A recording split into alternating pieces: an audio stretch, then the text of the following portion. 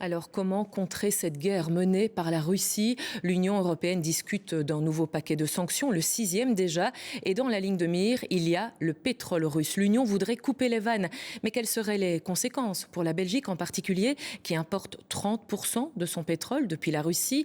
Quelles sont aussi les alternatives? Avec quel impact pour nous, consommateurs? Réponse avec Benjamin Carlier et Laurent Rare.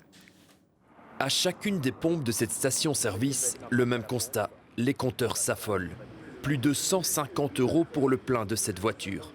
Un montant qui donne le tournis à sa conductrice. 157 €, c'est quand même un chiffre, une petite somme. C'est beaucoup. C'est beaucoup, c'est beaucoup.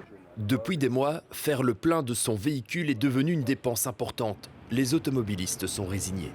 Malheureusement, j'ai pas le choix pour le travail. Ça fait mal tous les jours à chaque fois que je viens prendre le plein. On fait quand même plus attention, hein. Actuellement, la Belgique importe 30% de son pétrole depuis la Russie, son premier fournisseur. Mais des alternatives existent et le secteur se dit prêt à les activer. On peut trouver d'autres sources d'approvisionnement en Europe, Grande-Bretagne, Norvège, l'Amérique, l'Arabie Saoudite, des pays de l'Afrique aussi. Donc on peut assez rapidement pallier ceci par d'autres sources d'approvisionnement de pétrole. Exemple avec le groupe Total Energy. Sa raffinerie à Anvers n'importe déjà plus de pétrole russe depuis 2 mois.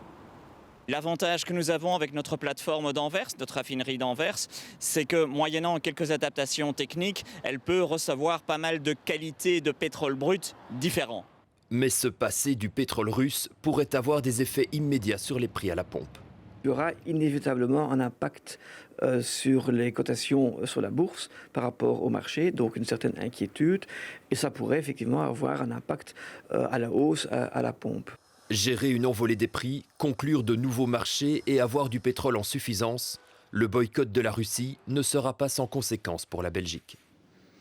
Oui, et chaque pays de l'Union a une position très personnelle, pas simple, d'adopter une politique commune sur cet embargo du pétrole russe. C'est pourtant l'objectif. Bonsoir Quentin Warlop. Le projet soumis au 27 suscite bien des réserves. Bonsoir.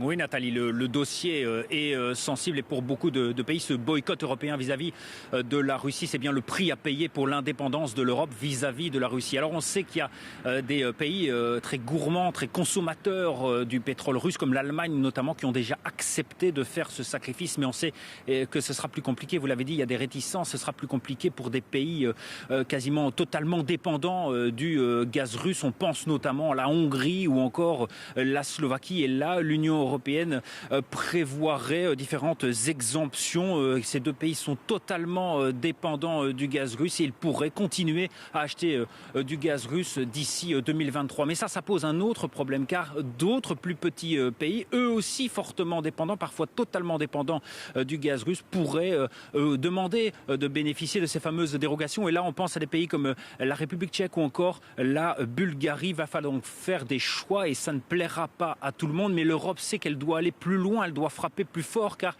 les 5 paquets de sanctions n'ont pour l'instant pas donné les résultats escomptés.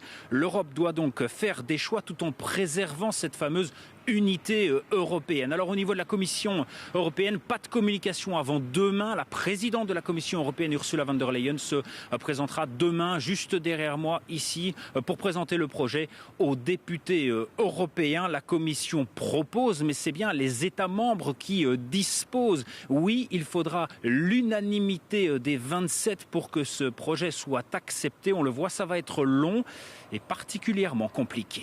Merci à vous Quentin pour toutes ces précisions en direct.